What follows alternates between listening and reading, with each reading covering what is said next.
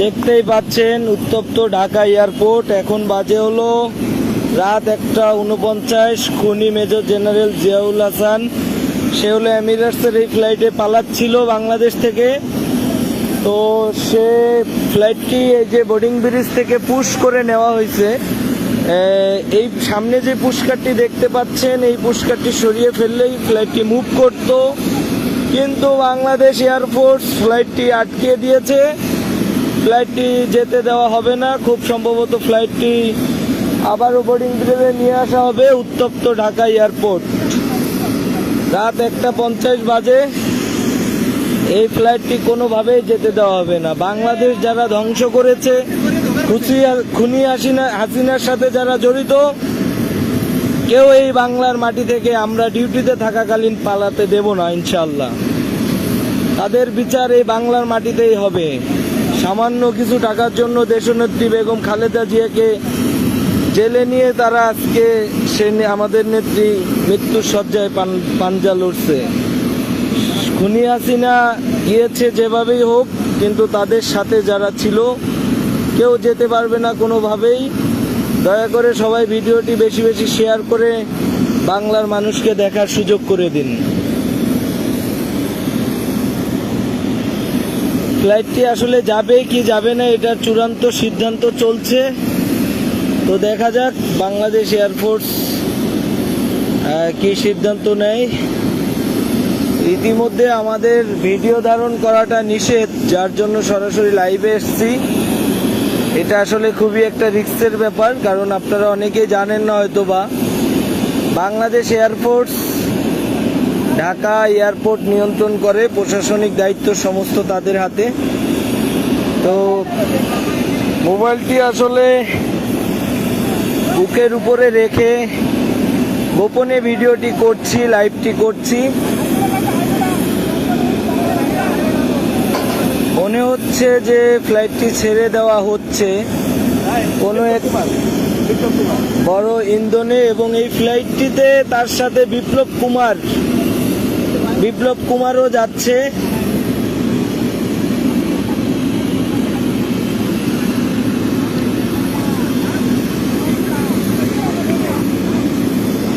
বিপ্লব কুমারও বের হয়ে যাচ্ছে। আসলে এটা আমাদের ক্ষমতার বাইরে। যদি ক্ষমতা থাকতো অবশ্যই তাকে টেনে এসে বিমান থেকে নামানোর ব্যবস্থা করা হতো।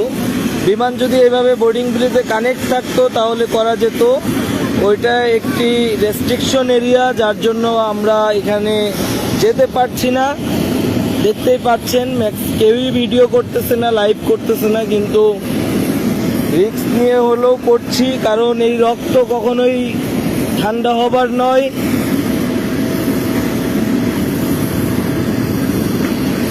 বিপ্লব কুমারও আছে এই ফ্লাইটে।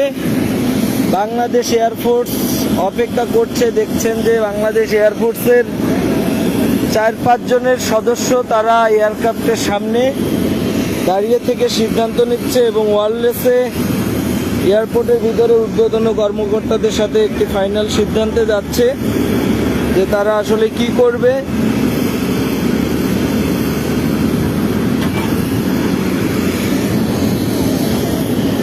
তবে ফ্লাইটটি যদি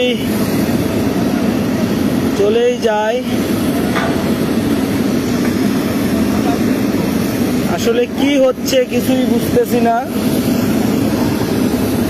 আমি একটি গাড়ির আড়ালে দাঁড়িয়ে ভিডিওটি করতেছি, দেখতেই পাচ্ছেন আমার সামনে গাড়ি, আর এ হলো আমাদের বাংলাদেশ বিমান। কিন্তু এমিরেটসের এই ফ্লাইটটি মনে হচ্ছে সিদ্ধান্ত হলো ফ্লাইটটি কোনোভাবেই দেখানো এই উড্ডয়ন করতে দেওয়া হবে না।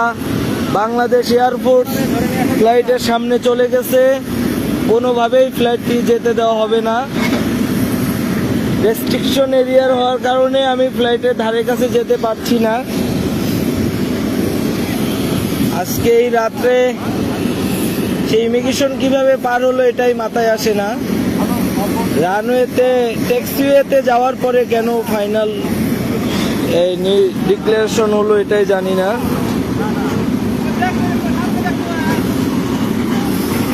লাইভটি সবাইকে বেশি বেশি শেয়ার করার জন্য বিনীত অনুরোধ করব। বাংলার জনগণ, সাধারণ স্টুডেন্টদের যে পরিশ্রম, এই পরিশ্রম কোনোভাবেই বৃথা যেতে দেওয়া যাবে না।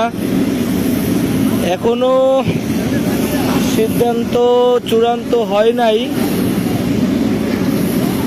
আশা করি বাংলার জনগণ এই ফ্লাইটটিকে আটকিয়ে দিবে, কোনোভাবে যেতে দিবে না। দেখা যাক কি হয়।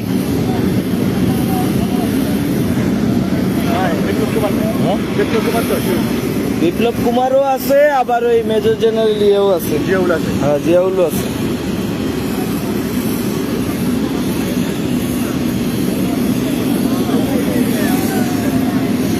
এখন মোটামুটি ভিডিও করা শুরু হয়েছে সবারই।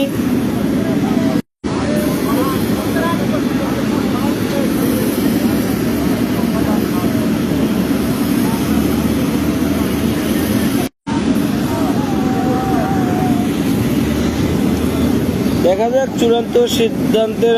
ফোনের ক্যামেরা একটু নর্মাল হতে ভালো মতো দেখাইতে পাচ্ছি না, তারা ওয়্যারলেসে। যাই হোক, কল আসার কারণে সমস্যা হচ্ছিল। আবারও দেখতে পাচ্ছেন বাংলাদেশ এয়ারফোর্সের 2 অফিসার যাচ্ছে এখন একটি ফাইনাল সিদ্ধান্ত নেওয়ার জন্য, যেন গুজব না সৃষ্টি হয়। যার জন্য আমি সরাসরি লাইভে আসছি ঢাকা এয়ারপোর্ট থেকে। অনেকেই গতকাল রাত্রে যে আমাকেও ঘুমাইতে দেন নাই, সারা রাত একের পর এক কল দিয়েছেন, শুধু গুজব ছড়িয়েছেন। আসলে চোরেরা পালিয়ে যাবে এটা কখনোই গুজব হতে পারে না। অনেকে অনেক দিক থেকে বলেছেন পালিয়ে গিয়েছে, কিন্তু এই ফ্লাইটে মেজর জেনারেল জিয়াউল হক আছে, তার সাথে এটা কনফার্ম। কিন্তু তার সাথে বিপ্লব কুমারও আছে, যে কুত্তার বাচ্চা সারাক্ষণ এলোপাতারি এবং বাংলাদেশের জনগণকে নিয়ে বিভিন্ন কথাবার্তা বলে এসেছে। দয়া করে লাইভটি সবাই বেশি বেশি শেয়ার করবেন, বাংলার জনগণ সবাইকে দেখার সুযোগ করে দিবেন।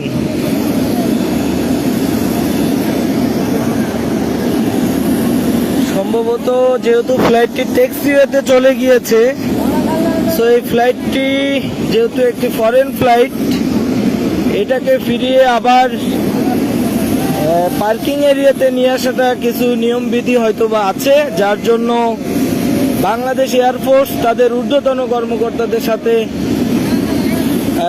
যোগাযোগের চেষ্টা করছেন যে আসলে তারা কি করবেন। তবে বাংলাদেশের বর্তমান সার্বিক পরিস্থিতি অনুযায়ী মনে হয় না ফ্লাইটটি উঠতে দেওয়া হবে। তবে পুশকাট অপারেটর গাড়িতে উঠে পড়েছে, সম্ভবত ফ্লাইটটি চলেই যাবে, যেহেতু এয়ারফোর্সের লোকজন চলে আসতেছে। আসলে কি বলবো, এখন বলার কিছু নাই, সবকিছু ক্ষমতার বাইরে। ক্ষমতায় থাকলে অবশ্যই, এখানে দেখতে পাচ্ছেন জনগণ, আমাদের এয়ারপোর্টের স্টাফরা এখানে স্ট্যান্ড বাই, তারা যেভাবে হোক ফ্লাইটের সামনে যেয়ে ফ্লাইটটি আটকিয়ে দিত। কিন্তু সবারই চাকরি করে কাজ করে খেতে হবে, যার জন্য কেউ এই রিস্কে যেতে চাচ্ছে না।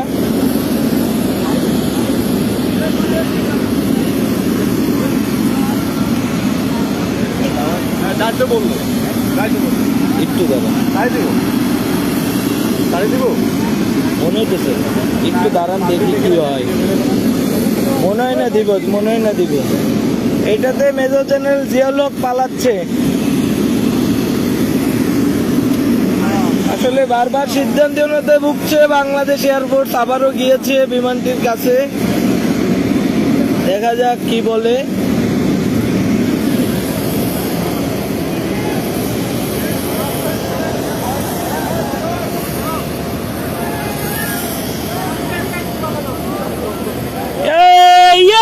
বাংলার জয়,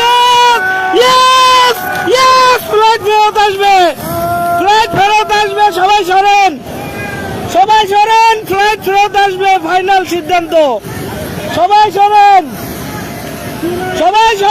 খালি করেন, ফ্লাইট ব্যাক আসবে, খালি করেন, ফ্লাইট ব্যাক আসবে। বাংলার মাটি থেকে কেউ পালাতে পারবে না কোনোভাবেই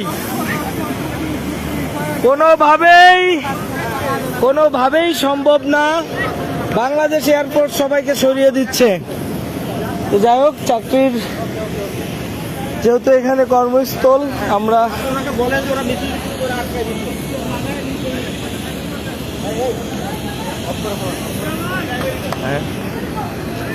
দোস্ত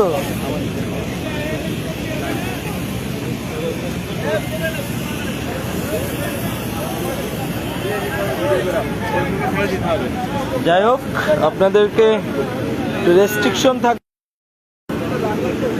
আপাতত।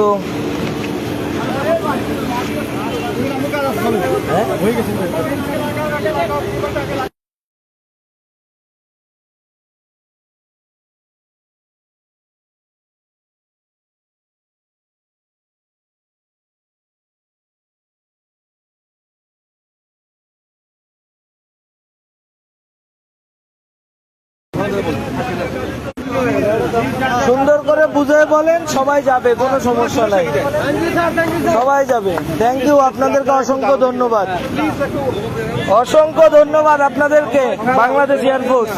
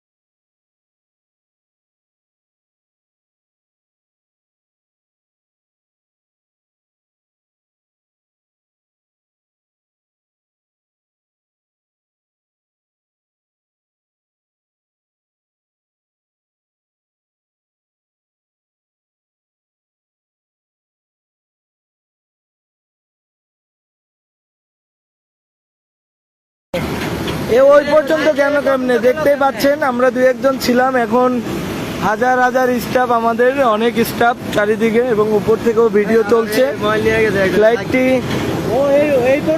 ফ্লাইটটি পার্কিং পেতে নিয়ে আসা হচ্ছে। মোবাইল কেন নিবে তারা? মোবাইল নিবে এত সস্তা? ইমিগ্রেশন করে আসলো কিভাবে এই পর্যন্ত? ফ্লাইটটি এই যে বোর্ডিং ব্রিজে লাগানো হচ্ছে, বোর্ডিং ব্রিজ লাগে, তাদের দুইজনকে অফলোড করা হবে। কোনোভাবেই পালাবে না, আমরা যেহেতু ডিউটিতে আছি, পালানোর সুযোগ নাই। শুধুমাত্র ফরেন ফ্লাইট হওয়াতে আমরা নিজেরা কোনো পদক্ষেপ নিতে পারলাম না, যেহেতু বাইরের কান্ট্রির সাথে আমাদের সম্পর্ক নষ্ট হোক, আমাদের দেশে দুর্নাম হোক, সেটা আমরা কখনোই চাই না। যাই হোক, বাংলাদেশ এয়ারফোর্সকে অসংখ্য ধন্যবাদ, তারা ফ্লাইটটি আবারও ব্যাক নিয়ে আসছে। বোর্ডিং ব্রিজে লাগানো হচ্ছে, কিছুক্ষণের মধ্যে বোর্ডিং ব্রিজে লাগাবে, তারপরে তাদেরকে নামানো হবে।